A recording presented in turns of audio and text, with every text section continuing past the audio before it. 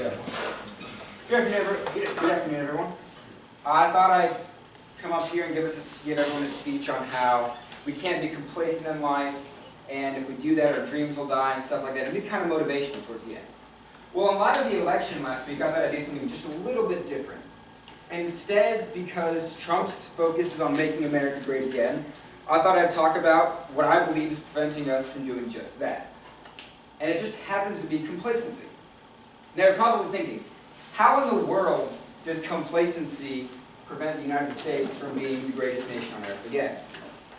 It's simple. If you think about it, complacency can kill just about anything.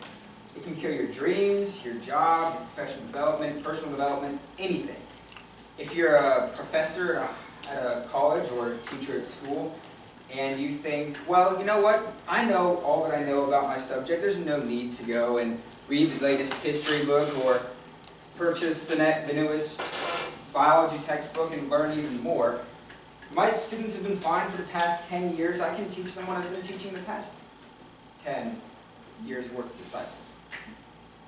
Well, it might work that you can continue to teach those new students, or if you're a programmer, you can continue to program with the same code, but you're not going to adapt, you're not going to change, nothing's going to improve.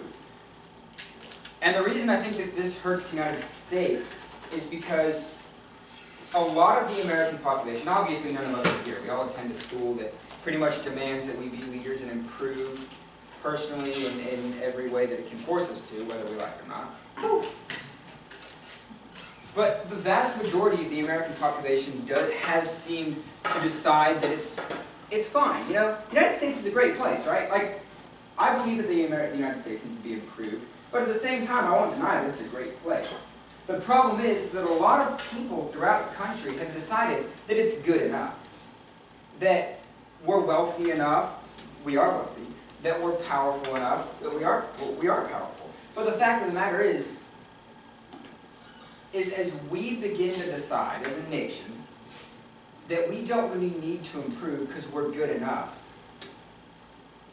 we might be, for a year or two in a great situation.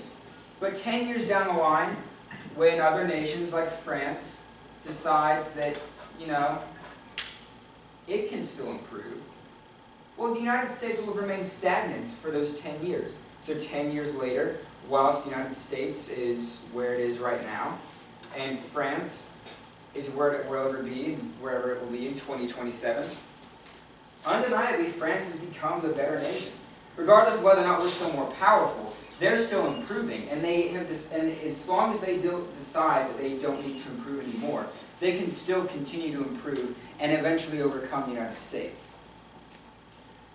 So in order to make the United States great again, truly, we don't need to have, even though it's not necessarily a bad idea, we don't need to have this big wall along the border. We don't need to crush every trade treaty that is presented to us. What we do need to do is we need to focus on reinvigorating the American sense of ingenuity. I mean, come on, look at us. We're Americans. You can come from any place on earth and come to the United States and do anything. And you know what that is? That's not being complacent. That's wanting to improve. That is what that's what America's about. But today, many people are deciding, well, we don't need to improve. We're good enough. We're great. But we can be greater. And the only way to make sure that happens is to make sure that we don't become complacent. And I've already stated that no one in here is going to be complacent. We go to a school that forces us not to be. I mean, we have to get up at 5:30 in the morning on Mondays and Thursdays, and if you're an Army, Navy, or Marine contract, or Air Force contract, probably get up at least 2 or 3 times a week more to do more PT. It just doesn't let you stay where you're at. It forces you to move. But because we're in that position, we do have an opportunity presented to us that very few people do. When we leave the school, we can all become leaders in different communities, different sectors, be it business or what have you. And when we become those leaders, I urge each and every one of you to make sure that those that your subordinates and your peers, even possibly your superiors, make sure that they don't become complacent.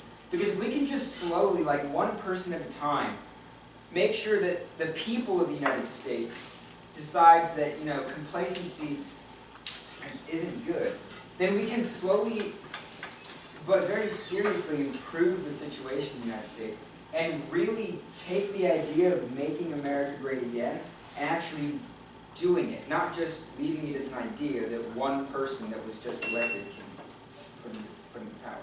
I mean, the United States isn't whom we elect, it's we the people, because only we the people can affect it, and we the people have become complacent, and we need to fix that.